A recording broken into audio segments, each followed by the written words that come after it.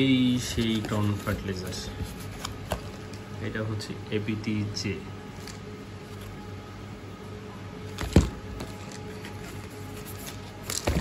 এটাই আমি আমার গ্রাউন্ডে ইউজ করব, আশা করা যায় ইনশাল্লাহ ভালো একটা রেজাল্ট পাওয়া যাবে। বক্সটা খুব সুন্দর, ওই যে মেয়ে মানুষটা যে ক্রিম ট্রিম মাখে ওই টাইপ বক্স। আমরা এই জায়গায় ফার্টিলাইজার ব্যবহার করব দুই ধরনের, একটা হচ্ছে APT আর একটা যেটা আমি সেল করি। দুইটাই থাকবে। অনেককে যখন আমি বলি এটা যে আমি এটা সেল করি, তো অনেকে বলে অসমোকটের মতো দেখতে। আসলে অসমোকটের মতো দেখতে তো সব ফার্টিলাইজারই, কিন্তু দিন শেষে তো আর অসমোকট হয় না। তো এটা হচ্ছে অসমোকট না, এটা আলাদা একটা ফার্টিলাইজার।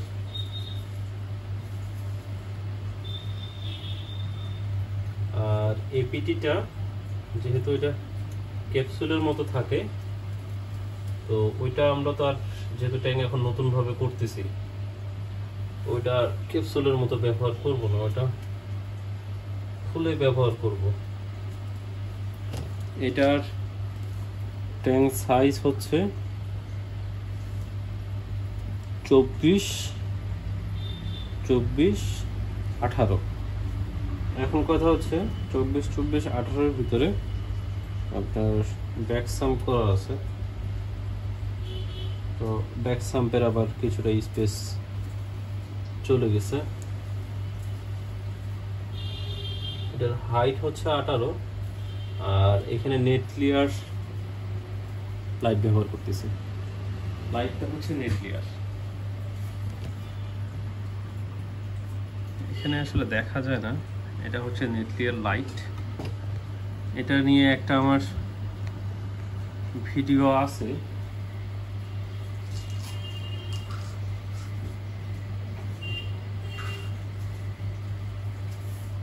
APTর ওয়েবসাইটে দেখবেন যে ওনারা 2 ইঞ্চি বাই 2 ইঞ্চি স্পেসে ব্যবহার করতে বলছে, তো সেই হিসাবেই আমি ব্যবহার করতেছি। কিছুটা কম বেশি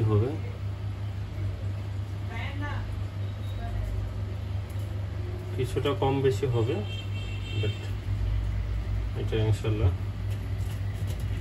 যায় আসে না। এটা আমি আমার যে ট্যাঙ্কে ব্যবহার করছি ওটার রেজাল্ট আমার কাছে খুবই ভালো লাগছে, যার কারণে এটা ব্যবহার করা। আর আমি যদি মাস্টার লাইনের ফার্টিলাইজারটা আবার পাইতাম এই জায়গায়, তাহলে মাস্টার লাইনের ফার্টিলাইজারটাই ব্যবহার করতাম। মাস্টার লাইনের যেহেতু লিকুইড ফার্টিলাইজারটা ব্যবহার করি, ওটার রেজাল্ট খুবই ভালো। এখানে যে বিষয়টা আমি সবসময় যেটা আপনাদেরকে বলি গুরুত্ব দেওয়ার বিষয়টা, সেটা হচ্ছে যে ফার্টিলাইজার যেটা বা একুয়াস অয়েল যেটা আমরা ব্যবহার করি, সেটা ভালো ব্যবহার করতে হয়।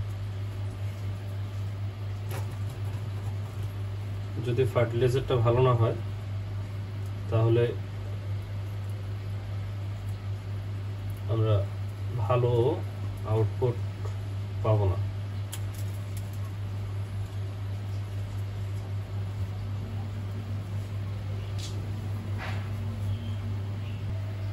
তো এখানে আসলে বিষয়টা সেটা হচ্ছে যে গ্রাউন্ড ফার্টিলাইজারের দিকে কমতি দেওয়া উচিত না। আসলে যারা আমরা নতুন ট্যাঙ্ক করি, বাজেট ইস্যু থাকে, স্টুডেন্ট অনেকে থাকে, তো এই সমস্যাগুলোর কারণে গ্রাউন্ড ফার্টিলাইজারটাতে কমতে দেখা গেলো গ্রাউন্ড ফার্টিলাইজার আপনার 1000-1500 টাকার মতো পড়ে যায় একটা ট্যাঙ্কে। তো সেটা সবার ক্ষেত্রে ম্যানেজ করাটা আসলে সম্ভব হয় না।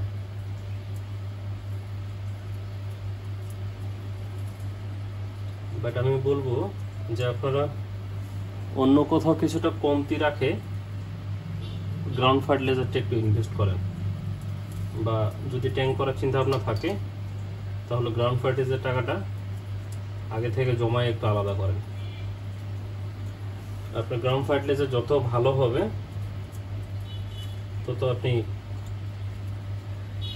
ভালো একটা আউটপুট পাবেন। এই জন্য এই জায়গায় আসলে কমতি করার মতো অপশন থাকে না। এরকম অনেক মানুষ আছে যারা আসলে এইখানেই কমতি করে। তো যেহেতু সবার সাথেই কম বেশি আমার কথা হয়, তো আলহামদুলিল্লাহ অনেককেই চিনি। তো বেশিরভাগ ক্ষেত্রেই সমস্যাটা ওই একটাই যে ভাই পরে অ্যাড করবো, আপাতত ট্যাঙ্কটা রেডি হয়ে যায়। বাট যখন আমরা একটা গার্ডেন সয়েল দিয়ে ট্যাঙ্ক করি তখন আর ওইটাতে পুশ করাটা অসম্ভব হয়ে যায়। আমরা যদি এরকমভাবে এগুলো ব্যবহার করে থাকি তারপরেও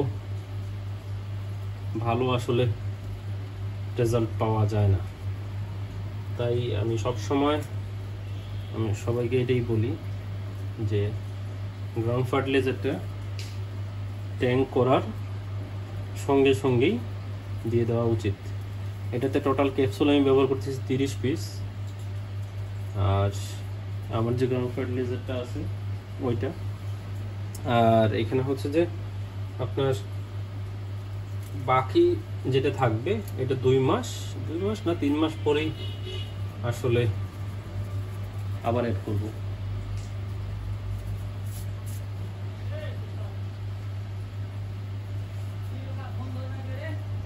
আমার এর আগের ভিডিওতে আপনারা দেখছিলেন সেম এই ট্যাঙ্কে আমি ADA ভার্সন 2 সয়েলটা ব্যবহার করছিলাম।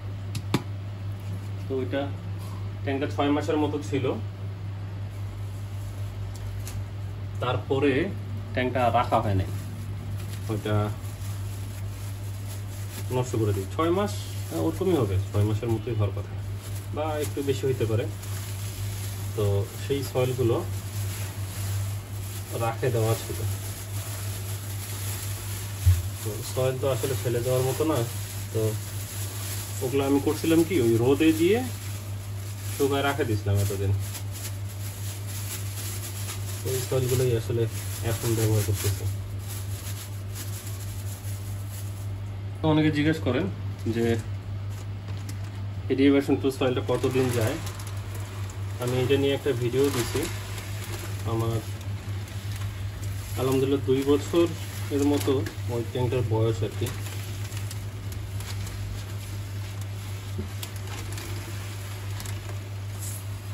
ওটাতে এখন পর্যন্ত টিকে আছে। হ্যাঁ, গ্রাউন্ড ফার্টিলাইজার আমাকে অ্যাড করতেই হবে। আমি যেই একুয়াস সয়েলে ব্যবহার করি না কেন, গ্রাউন্ড ফার্টিলাইজার ব্যবহার না করলে ভালো রেজাল্ট পাওয়া আসলে সম্ভব না, সেটা ADA সয়েলে হোক না কেন।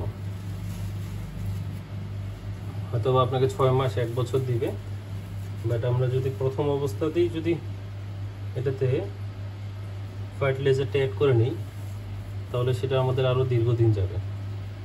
এই জন্য ফার্টিলাইজারটা আসলে আগেই অ্যাড করা ভালো।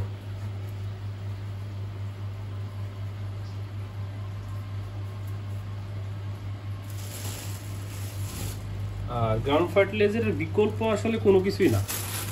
আপনি লিকুইড ফার্টিলাইজার যতই ব্যবহার করেন না কেন, গ্রাউন্ড ফার্টিলাইজার যত ভালো হবে আপনি আউটপুট রেজাল্ট তত ভালো পাবেন।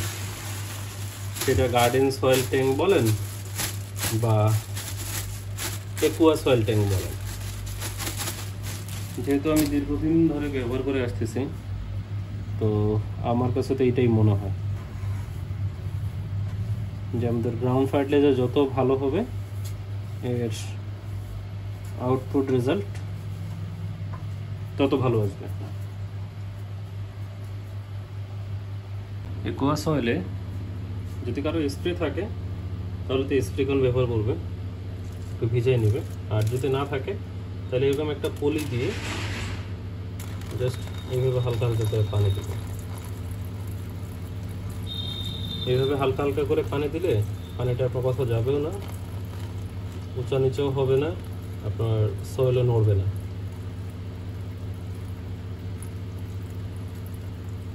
আর এটাতে হচ্ছে আমি এটা মানে কি কেজি হিসাব করা হয়েছিল, 14 কেজি সামথিং মনে ছিল নাকি ওরকম কিছু একটা হবে, 14 কেজি বা 12 কেজি এই ট্যাঙ্কিতে টোটাল লাগছে। বাট এটাতে আপনার ফুল 2 ব্যাগ লাগবে, মাস্ট 2 ব্যাগ দেওয়া লাগবে। 2 ব্যাগ ছাড়া এটা ভালো মতো কভার করবে না।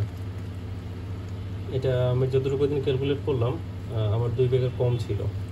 আমি 1 কেজি 2 কেজির মতো সেল করছিলাম, যার কারণে কম হয়ে গেছে। ওই 2 কেজি যদি আবার আমার থাকতো তাহলে আমার ট্যাঙ্কের জন্য একটা একদম আদর্শ হইতো আর কি। তো যেটা কম আছে ওইটা সমস্যা না, কারণ আমি প্লান্টস ওইভাবেই এই ট্যাঙ্কে অ্যাড করব। আর ট্যাঙ্কে আমার কিছু পুরান ফার্টিলাইজার ছিলই। আর অসমোকোট হচ্ছে এই যে এটা, এই যে হলুদ কালার হয়ে থাকে অসমোকোটগুলো, এটা আমার কাছে ছিল। তো এটা অনেকদিন ধরে পড়েছিল, যেহেতু এটা সেল করি না আমি আমার ট্যাঙ্কে দিয়ে দিয়েছিলাম এটা। আপনারা যখন পানিটা এইভাবে দিবেন তখন এটা আর কোথাও ছড়াবে না, তো আমাদের ট্যাঙ্কে খুব সুন্দরভাবেই থাকবে। আর পানি দেওয়ার আগে যদি আপনাদের সাম সিস্টেম হয়ে থাকে আমি বলবো যে আপনারা আগে একটু চেক করে নিন, পানিটা নিয়ে দিয়ে চেক করে নিন। আমার পিছনে কিন্তু পানি দেওয়া আছে, বোঝা যাচ্ছে কিনা জানি না, বাট পানি দেওয়া আছে যে পানি এই পাশে ব্যাক করতেছে কিনা। আর যেহেতু ট্যাঙ্কটা পুরান ছিল তো সাইড থেকে লিক করার কোনো চান্স নাই ইনশাল্লাহ। তো এইভাবেই মূলত আমাদের ধীরে ধীরে পানি দেওয়া লাগবে। পানির স্তরটা যখন এরকম হয়ে যাবে তখন ইজিলি আপনি জাস্ট একটা হাত নিচে দিয়ে বা এই পলিটাই নিচে ধরে পানি দিতে পারবেন।